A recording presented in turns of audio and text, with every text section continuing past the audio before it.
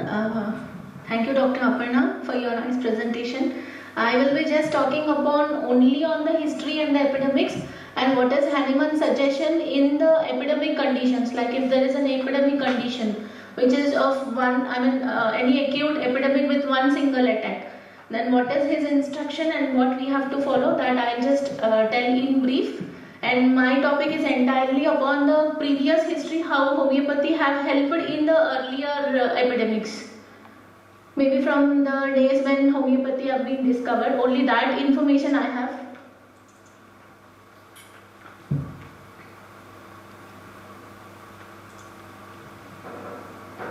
So as we know the epidemics history, the word epidemic has been derived from the word epidemion. It might be covered in, they might have covered this topic in PSM, but here as we regularly use epidemic, it is like epidemic and the genus epidemics, from where the word have come up. The word epidemion, a word used by Hippocrates when describing a disease that was visiting the people, which means general. So it was there from way back, from very olden time. The word epidemic has been continuing, so it has been coined by Hippocrates. The meaning, a disease acquires the form of an epidemic when it is caused by the same infectious agent and affects large number of people in particular region at a given period of time. Therefore, it should be prevented in persons at risk and to be cured in patients who are already affected. So this is the dictionary meaning of the word epidemion. So regarding the epidemic disease, as we all know, aphorism number 73 talks about the epidemic diseases. Subsequently to the year 1801, a kind of purpura miliaris which came from the west was by physicians confounded with the scarlet fever. This was given in the footnote of aphorism number 73. With the scarlet fever, notwithstanding with that they exhibited totally different symptoms, that the later found its prophylactic and curative remedy in belladonna. The former was aconite and the former was generally merely sporadic, while the later was invariably epidemic. See, there was two episodes of this scarlet fever. First, initially it was with the belladonna, which have helped a lot. Later, when the similar kind of epidemic have occurred and when that case was being taken entirely, then aconite was indicating in those conditions. Of late years, it seems as if the two occasionally joined to form an eruptive fever of a peculiar kind, which neither the one nor the other remedy alone will be found to be exactly homeopathic. So this shows clearly that no two epidemic diseases are similar and we cannot prescribe the same medicine for all the epidemics. Even though there are, they might be having some complaints which are similar to, which are similar to each other. But what happens is, if we carefully observe with all the presentation of the symptoms, no two epidemics will be similar. So here coming with the concept of genus epidemicus, the concept of genus epidemicus is like curative and it is also preventive. This has been observed by Dr. Hahnemann when he have prescribed belladonna, and to the people where he have prescribed those in the epidemics, many of the times people who have taken homeopathic medicine, they were not getting suffered much. So that was his observation. So we can say that genus epidemicus can be a curative and it can also be even a preventive. It's been mentioned in aphorism number 101 and 102. Then coming to the history, what happened during the time of Hahnemann. Historically, homeopathy had a significant role in control and management of infectious epidemic diseases, particularly before the advent of modern sanitation, vaccinations and antibiotics. Samuel Hahnemann himself prevented many epidemic diseases like scarlet fever with belladonna, which gave name and fame to Dr. Hahnemann and to homeopathy in those times, that every one of us know when we read with the history of homeopathy. It became particularly popular in the United States and the Europe in 19th century due to the success in the treatment of several epidemics, which occurred usually in the that 1920 plague, bubonic plague that the 1920 epidemic that have occurred, and also during the time of World War II. Homeopathic medicines, how it have helped in the prevention of many of the diseases. So that's why it has become so popular in the 19th century in those areas. The concept of using homeopathic medicines as genus epidemicus in epidemic disease was originally formulated by Samuel Hahnemann, who laid the guidelines in Organon of Medicine in aphorism number 241. Here the aphorisms which talk about the intermittent diseases and how to treat, as every one of us know, but 241 it specifically talks about the intermittent fever. The epidemic intermittent fever has only one single attack, which occurs as one single acute attack and there will be no recurrences. So how to deal with that is been explained in aphorism number 241. It goes like, each single epidemic is of a peculiar uniform character common to all individuals attacked, and when this character is found in the totality of the symptoms common to all, it guides us to the discovery of homeopathy specific remedy, here that is specific for that particular epidemic. Okay, because we select the epidemic, genus epidemicus basing upon all the signs and symptoms by observing a group of people. So that becomes specific for that particular epidemic, suitable for all cases. So that has been given in aphorism number 241. And aphorism number 242, it talks about the after effects of the epidemic. So after an epidemic, in aphorism number 242, if however such an epidemic intermittent fever, the first paroxysms may have been left uncured, or if the patients have been weakened by improper allopathic treatment, then the inherent sora that exists, alas, in so many persons, although in a latent state, becomes developed, takes on the type of intermittent fever, and to all appearance continues to play the part of epidemic intermittent fever, so that the medicine which would have been useful in the first paroxysms, rarely an antisoric, is now no longer suitable and cannot be of any service. We have now to do with the soric intermittent fever only, and this will generally be subdued by minute and rarely repeated doses of sulfur or hepar sulfur in a high potencies.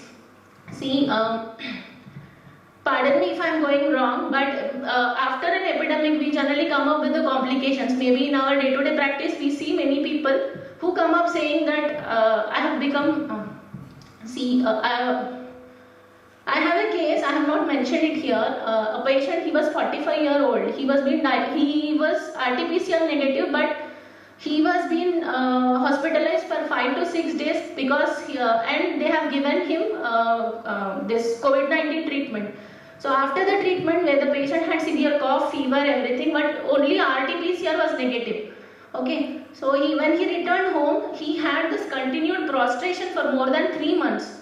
So immediately after his discharge, he came to home, and after 10 to 15 days of that medicine which they have prescribed, which he have to take regularly, like it is the dosage.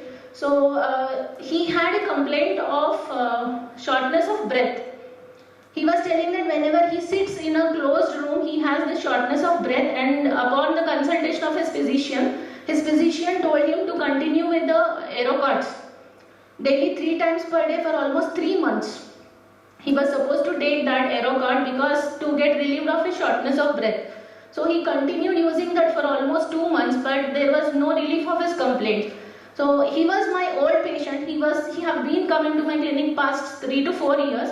So he called me and he was telling that I have been using this medicine, but can you suggest me any homeopathic medicine? Because I have already taken a treatment of COVID-19 and right now I am using these.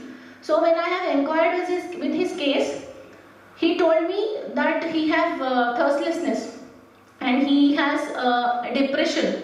There is an anxiety in him that he may again fall sick, and there was little cough, and he also have shortness of breath whenever it is like closed room. In open air he was better. So I had to take his case, and then when I have inquired, I have to give him argentum nitricum. And he also told that he is getting depressed these days after that complaint. So I have to take his totality, give him argentum nitricum. After giving argentum nitricum, the patient was quite better, and there was no episodes of any weakness. There was no episodes, the episodes of the breathlessness have come down. The levels of depression, he himself told that now I am able to do everything. So that was the case. So that I want to tell you, because here after an epidemic there will be a long lasting effect by the epidemic, that we all know. So if we clearly understand, if we take into consideration what has happened during the epidemic, then the effects of that epidemic upon the individual, see, usually we all know, like many of us has come to know the treatment that they have given by using the severe antibiotics or the extensive use of these steroids might have caused some or other damage to the body. So we can help our patients in overcoming the disease. That's what I have felt, so I just helped that person in those cases. Here, that case, I want to take a reference here. So after every epidemic, it is better you have to go for an antisoric treatment, which initially might have given is not work. Basing upon again on the totality, we have to go for a miasmatic, we have to go for an intercurrent miasmatic remedy, which helps the person to come out of his suffering. So, and in the epidemics, various stalwarts ideas, Kent's also have the idea. Kent's idea is affirms that the totality of symptoms of a given epidemic corresponding to the nature of epidemic disease can be obtained after observing 20 patients or more and recording the symptoms of each one. Thus, the pathognomonic symptoms of the epidemic are identified, and the repertorial analysis helps us in understanding the group of remedies that covers, so we can select the group of epidemic remedies. Not every single person fall into that group of remedies, but basing upon their totality, we can fit them, and there are chances that they also the other remedies which don't fall into this category of epidemic may also be indicated to the patient. So coming to the various clinical conditions in the history and the genus epidemicus that were there in the olden times, which homeopathy have successfully treated. Hahnemann described the usage of Ignatia amara in the treatment of sporadic, continual and sporadic fever affecting the children in January in 1797. And 2 months later, a similar fever once again affected children but presented different characteristic symptoms, and hence this time the healing remedy was opium. And still the next month, camphora was the remedy used in an epidemic of influenza, which aggravated by the use of opium due to a different set of peculiar symptoms. So here in one similar condition only, there were different group of drugs that are coming up, and there are very different drugs that have come up. So, and scarlet fever, which gave name and fame to homeopathy, as we all know, belladonna was indicated initially. Later in the second phase, Hahnemann had to go for aconite. So this earned his fame throughout the Europe. Exceptionally effective treatment of the epidemic was sweeping Germany. Hahnemann published this in his pamphlet in 1801. At that time, he promoted belladonna as a specific prophylactic remedy for scarlatina, and with each pamphlet sold, a vial of belladonna prepared according to the technique at that time was offered. And aconite proved to be specific for the subsequent attack of scarlatina, and he have published it in the paper titled as Observations on the Scarlet Fever. So there are 2 different drugs which directly shows that epidemics, they are not one and the similar. Drug can be given. Then other epidemic is in typhus. Hahnemann also describes the use of Bryonia alba, Hyoscyamus niger or Rostox as prescribed single or in alteration in the treatment of epidemic in typhus in 1813. Then Asiatic cholera, where Hahnemann have given 3 drugs, camphor, cyprum and veratrum album as per the indications in 1831. And he would favor cuprum as prophylactic, camphor for the treatment of the initial stages, and cuprum or veratrum for the later stages. This is how his plan of treatment was there. Then other genus epidemicus were Aconitum napellus for Purpura miliaris, Camphora officinalis for Asiatic cholera, Merck cyanatus for diphtheria, Pulsatilla for measles. Other stalwarts like Bonimhassen had excellent success in using Thuja occidentalis in the prophylactic treatment of smallpox. Dr. Eaton treated 2,806 patients with variolinum, where only 14 developed the disease out of 544 patients he have given. Herring was the first to consider the use of nosodes. 50 years before Pasteur have come up with the specific, like with the vaccine, Herring have used with the nosode, Licinum for rabies. However, also other followers of Hahnemann like T.F. Fellon, J.H. Clark, J.T. Kent, who also mentioned the possibility of using biotherapies as prophylaxis, and isopathy was never incorporated into homeopathy because there was little variation from homeopathy and isopathy. And Dr. J.H. Clark strongly recommended pertussin for whooping cough. Dr. Wadia found parotidinum most useful as prophylactic in cases of mumps. Then with the statistics, as per the available statistics for the scarlet fever in 1820s, where only 7.5% of the people out of 1646 children who were being given medicine, they were affected. In 1830 and 1831, in cholera epidemic in Vienna, out of 1,270 patients treated with homeopathy, only 108 people died. whereas the mortality rate for the other systems of the medicine was 60 to 70%. Then, as I have already told you, camphor, cuprum and miratrem album helped in Asiatic cholera. So when it was being given, only 7 to 10% of the people were affected, whether the conventional treatment, it varied between 40 to 80%. So in another epidemic of cholera in 1846, only 5 to 16 people as compared to the 54 to 90 people in the conventional method. And in the epidemic of 1854 in London, again it has effect, and the mortality rate in the people who have taken homeopathy was less comparatively to the other conventional methods. And Bonninghausen's observation in 1846 during the cholera epidemic, where he treated using camphor. Then cholera epidemic in 1854-55, Dr. Rubini treated 225 cases in Albergue and 166 soldiers of Swiss regiment without a single case of death. And severe epidemic of diphtheria in New York, where 84% was the mortality rate in the conventional method and 40% was in the homeopathic. And in 1918, the Spanish flu epidemic, now everyone is comparing, like once in every, like when there is an epidemic of COVID-19, people started comparing that it should not be repeated. 1920 epidemic should not be repeated and it should not be like so devastating. So in those conditions also homeopathy had a good effect. In 1918, when the Spanish flu pandemic infected 20% of the world population, killed about 30 million people, homeopaths treated 6,602 cases with 55 deaths, which is less than 1%, and 24,000 cases treated allopathically with a mortality rate of 28.2%. Jalsemium sempervirens was the common remedy used during that epidemic. The other remedies like Bryonia, Arsenicum album, Bacteria and Eupatorium were also being used as per the case.